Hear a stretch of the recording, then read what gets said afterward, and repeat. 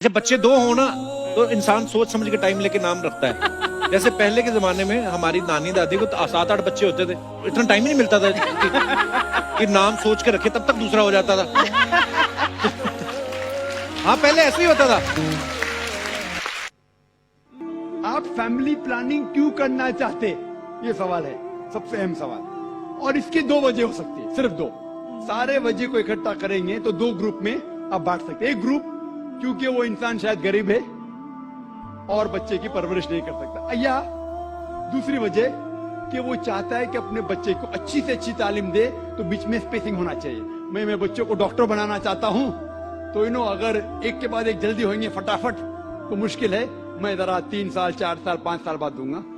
یہ 2 وجہ ہو سکتے ہیں. میں آپ کو یہ کہنا چاہتا ہوں کہ میں میرے والدین کی 5ویں اولاد ہوں, 5ویں اولاد, 5th. اگر میرے والدین فیملی پلاننگ کیے ہوتے تو میں آج دنیا میں نہیں آیا ہوتا. لیکن اسلام میں ہر پرابلم کا سلوشن ہے. جیسے میں نے کہا 2 چیزیں وہ ہے, ایک ہے کہ لوگ غریب ہے, تو اسلام میں اس کا سلوشن ہے زکات.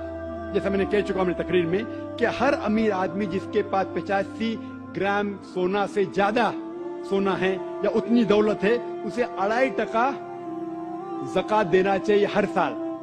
ہر امیر انسان زکات دے گا تو غربت دھرتی سے مٹ جائیں گی. کوئی بھی شخص بھوکا نہیں مرے گا.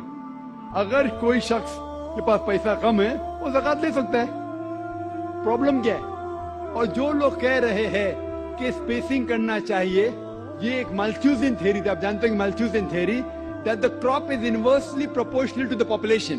یعنی جتنا پاپولیشن ہے اتنا خطرہ ہے آپ کے کھانے کے لیے. Theory has been disproved. یہ آپ دیکھیں گے, یہ صرف ہندوستان میں جو پاپولیشن پرابلم ہے, باقی ممالک میں پاپولیشن از a boon. آپ امریکہ میں جائیں گے, جتنے زیادہ بچے آپ کے پاس ہیں اتنا کم ٹیکس آپ کو دینے کا. پتا آپ کو, ینگ چھوٹے چھوٹے بچے پہنتے ہیں I am my father's tax saver. میں میرے والد کی ٹیکس کی بچت کرتا ہوں. جتنے زیادہ بچے اتنا کم ٹیکس. آپ آسٹریلیا میں جاؤ, جتنے زیادہ بچے اتنی پیسے گورنمنٹ دیتی ہے آپ کو ہر سال. 10,000 15,000 20,000, جتنے زیادہ بچے اتنے پیسے گورنمنٹ دیتی ہے. کیوں؟ Population is a bone, it is not a بین.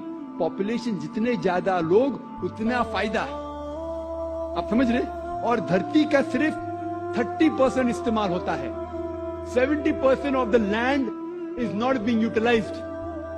تو پاپولیشن اگر ڈبل ٹرپل بھی ہوگی تو بھی کوئی نقصان نہیں.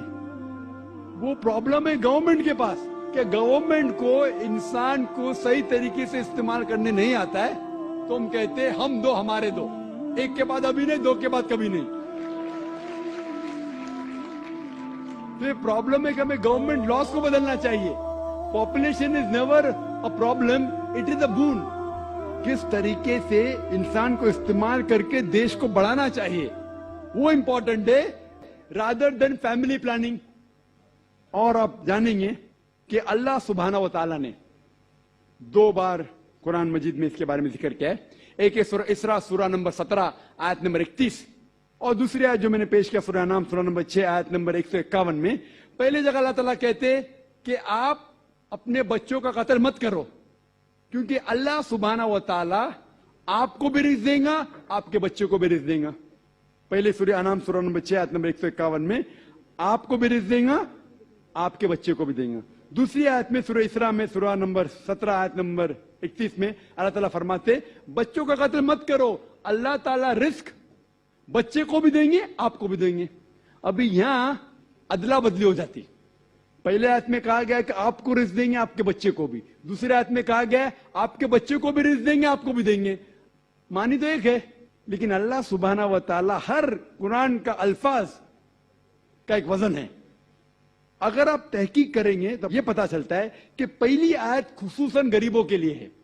آپ اگر سمجھتے کہ اور ایک بچہ ہوگا تو میں بھی مروں گا, بچہ بھی مرے گا, کھانے پینے کے والدے ہیں, اور ایک بچہ ہوگا تو میں بھی مروں گا, بچہ بھی مروں گا. اللہ تعالیٰ کہتے فکر مت کرو, اللہ تعالیٰ آپ کو بھی رزق دیں گے, آپ کے بچے کو بھی. اور دوسری آیت امیروں کے لیے کہ میں چاہتا ہوں کہ 3-4 سال بعد میں میرے بیٹے کو انجینئر بناؤں گا, میں میرے بیٹے کو ڈاکٹر بناؤں گا, تو میں چاہتا ہوں کہ کم بچے ہو. तो अल्लाह ताला कहता है, अल्लाह ताला रिस्क आपके बच्चे को भी देता है, आपको भी देता है. Order is interchanged. और मैं मिसाल दिए, आप देखेंगे जितने नोबेल प्राइज विनर है, ये जरूरी नहीं कि वो एक ही बच्चे थे, अपने वालिदैन के नोबेल प्राइज मिला. तो ये गलत फहमी है. और अल्लाह सुब्हानहू व तआला नेचुरल फैमिली प्लानिंग दे चुका है. इस्लाम में नेचुरल फैमिली प्लानिंग है, जो कुरान की आयत है, सूरह लुकमान सूरा नंबर 31 आयत नंबर 14, कि मां ने अपने बच्चे को 2 साल तक दूध पिलाया. और आप डॉक्टर होने के नाते जानते होंगे कि जब मां अपनी छाती का दूध बच्चे को पिलाती है तो उसको लैक्टेशन अम्यूरिया होता है, मतलब उसको और एक बच्चा पैदा होना बहुत मुश्किल है. ये अल्लाह सुब्हानहू व तआला नेचुरल फैमिली प्लानिंग कर चुका है.